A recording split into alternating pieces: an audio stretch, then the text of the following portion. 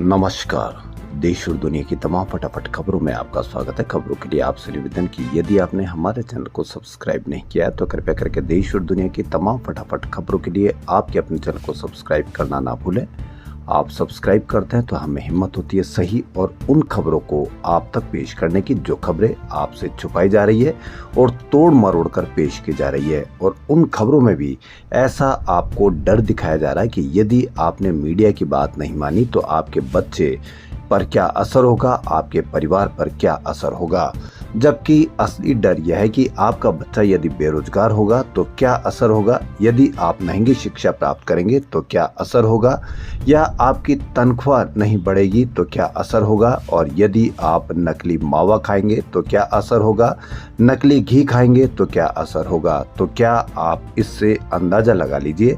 और ये बात हम ही नहीं, मीडिया ही नहीं, आम जनता ही नहीं, राहुल गांधी भी जान चुके हैं कि आम जनता अब जाग चुकी है। जी हां, कांग्रेस नेता राहुल गांधी ने वोट चोरी को लेकर एक बार फिर चुनाव आयोग को घेरा। उन्होंने शनिवार को सोशल मीडिया पर लापता वोट लिखकर एक वीडियो शेयर किया। हालांकि इसमें चुनाव आयोग का जिक्र नहीं किया। उन्होंने लिखा कि चोरी चोरी चुपके चुपके अब और नहीं, जनता जाग गई है। इसके बाद कांग्रेस ने एक्स पर लिखा कि आपके वोट की चोरी अधिकारों की चोरी है। आइए हम सब मिलकर वोट चोरी के खिलाफ आवाज उठाएं और अपने अधिकारों को बचाएं।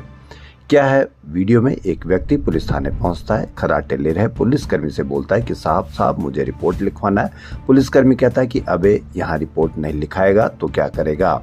तब वह व्यक्ति कहता है कि मुझे चोरी की रिपोर्ट लिखवानी है। पुलिसकर्मी कहता है कि अबे क्या चोरी हो गया। व्यक्ति कहता है कि साहब वोट चोरी हो गया, उसका वोट चुरा लिया गया है। वह अधिकारियों से कहता है कि लाखों वोट चुराए जा रहे हैं। इससे पुलिसकर्मी ये सोच में पड़ जाते हैं कि क्या उनका वोट भी चुराया गया है। यह 1 मिनट लंबा वीडियो है। वहीं सासाराम में 17 अगस्त से, जी हां, कल से महागठबंधन की वोट अधिकार यात्रा की भी शुरुआत हो रही है। आरजेडी विधायक सुधाकर सिंह ने आरोप लगाया कि प्रशासन सरकार के दबाव में काम कर रहा। राहुल गांधी को सभा और हेलीकॉप्टर लैंडिंग की परमिशन नहीं दी जा रही है। इससे आप अंदाजा लगा लीजिए कि राहुल गांधी की यात्रा से प्रशासन कितना हिला हुआ है। दिल्ली में हुमायूं का मकबरा कैंपस में 4 बजे शुक्रवार को एक कमरे की छत गिर गई। दक्षिण पूर्वी दिल्ली के डीएम डॉक्टर श्रवण बागड़िया के अनुसार 12 लोगों को रेस्क्यू किया गया था। इनमें से 6 लोगों की मौत हो गई। प्रत्यक्षदर्शी के अनुसार, जी हां, मैं हुमायूं के मकबरे में काम करता हूं। अचानक जोर से आवाज आई तो मेरा सुपरवाइजर दौड़ते हुए आया। हमने लोगों और प्रशासन को बुलाया और धीरे धीरे फंसे हुए लोगों को बाहर निकाला। फिर भी कई लोगों की मौत हो गई। आज देश के पूर्व प्रधानमंत्री अटल बिहारी वाजपेयी की 7वीं पुण्यतिथि है। इस मौके पर सभी देशवासियों ने अटल जी को याद किया। बता दें कि 1924 में ग्वालियर में जन्मे अटल बिहारी वाजपेयी प्रधानमंत्री बनने वाले पहले बीजेपी नेता थे।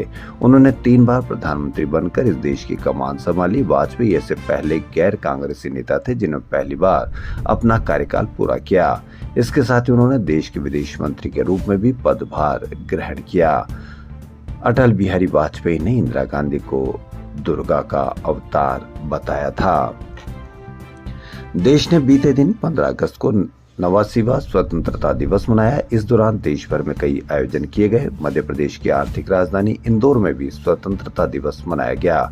यहाँ मंत्री कैलाश विजयवर्गीय ने झंडा फहराया। इसी दौरान उन्होंने एक विवादित बयान दिया। जी हाँ, आप इसको समझिए और सुने, क्या ये विवादित बयान है या नहीं है। इसमें उन्होंने कहा कि 15 अगस्त 1947 को हमें कटी फटी आजादी मिली थी।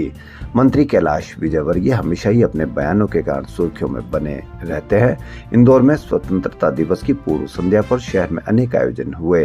इस दौरान कैलाश विजयवर्गीय ने यह विवादित बयान दिया। वहीं मंत्री कैलाश विजयवर्गीय ने भी यह देश वीर जवानों का मेरा रंग दे बसंती चोला सहित अन्य आजादी के गीत गाए।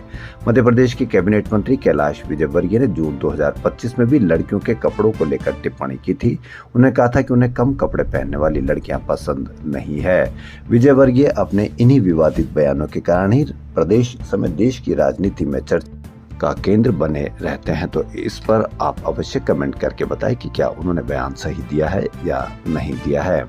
आज कृष्ण जन्माष्टमी है। सूर्योदय से रात तक श्री कृष्ण की जन्म तिथि रहेगी। उदया तिथि में व्रत पर्व मनाने की परंपरा के अनुसार मथुरा, वृंदावन, द्वारका, पुरी और ज्यादातर मंदिरों में आज ही जन्माष्टमी मनाई जा रही है। कृष्ण जन्मोत्सव रात में मनाने की परंपरा है क्योंकि श्री कृष्ण का जन्म रात के 8वें मुहूर्त में हुआ था। यह मुहूर्त रात 12 बजे से 12:48 तक रहेगा। कुछ लोग रात में भगवान की पूजा नहीं कर पाते हैं, जिसके चलते दिन भर अष्टमी तिथि के दौरान किसी भी समय कृष्ण पूजा कर सकते हैं।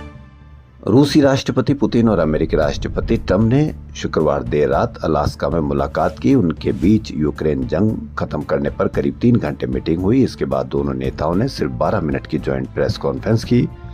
इस दौरान उन्होंने पत्रकारों के किसी सवाल का जवाब नहीं दिया। प्रेस कॉन्फ्रेंस के दौरान ट्रंप ने कहा कि मुझे लगता है कि हमारी बैठक बहुत सकारात्मक रही। हमने कई बिंदुओं पर सहमति जताई, लेकिन कोई डील नहीं हुई। कोई समझौता तभी होगा जब वह अंतिम रूप लेगा। ट्रंप ने इस बैठक को 10 में से 10 अंक दिए। वहीं पुतिन ने कहा कि उनके लिए रूस की सुरक्षा सबसे जरूरी है। उन्होंने अगली मीटिंग मॉस्को में करने का सुझाव दिया। अपनी बात कहने के बाद दोनों नेता मंच से तुरंत चले गए। वहीं जेलेंस्की ने एक्स पर पोस्ट कर बताया कि उनकी अमेरिकी राष्ट्रपति डोनाल्ड ट्रंप से 1.5 घंटे बातचीत हुई है। जेलेंस्की 18 अगस्त को वाशिंगटन डीसी जाकर ट्रंप से मुलाकात करेंगे। उन्होंने कहा कि यूक्रेन पूरी ताकत से शांति स्थापित करने के लिए तैयार है। एनसीईआरटी ने क्लास 6 से 8 और 9 से 12 के लिए 2 नए मॉड्यूल जारी किए। नियमित किताबों से अलग ये मॉड्यूल देश के बंटवारे की विभीषिका पर आधारित हैं। इसमें Mohammad Ali Jinnah, Congress party Lord Mountbatten को बंटवारे का दोषी बताया गया है।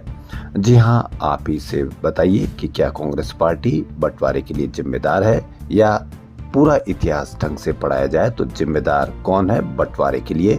इस पर भी आप अवश्य कमेंट करके बताएं। या कहीं आपने ऐसा पढ़ा है कि कांग्रेस पार्टी जिन्होंने देश के लिए बलिदान दिया, जिन्होंने देश के लिए संघर्ष किया, वह बंटवारे के लिए किस तरह से दोषी हो सकती है?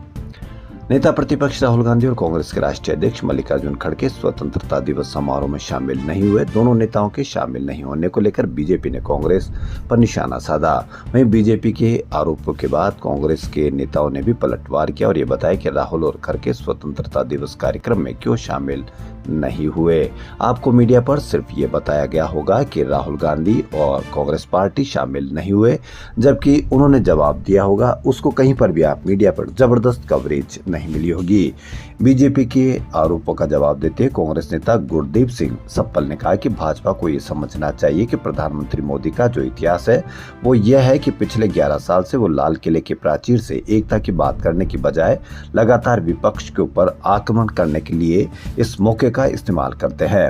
वह भारत की राजनीति में लगातार विभाजन क्रिएट करने की बात करते हैं। सप्पल ने आगे कहा कि पीएम लगातार ऐसी भाषा बोलते हैं जिसमें लगता है कि देश केवल 2014 में जागा है।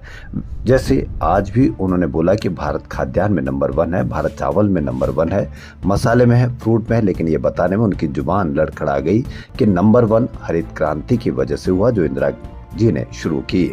नंबर 1 राजीव जी की वजह से हुआ जिन्होंने ऑयल सीड जैसे मिशन शुरू किए। उन्होंने आगे किया कि नंबर 1 नरसिम्हा राव जी की रेजिम से हुआ जब श्वेत क्रांति की बात हुई। तो प्रधानमंत्री मोदी लगातार केवल और केवल विपक्ष को टारगेट करते हैं, चाहे संसद के अंदर हो चाहे लाल किले से हो। तो खबरों में फिलहाल इतना ही। यदि आपको हमारा चैनल पसंद आए तो लाइक, सब्सक्राइब और शेयर अवश्य करें। धन्यवाद।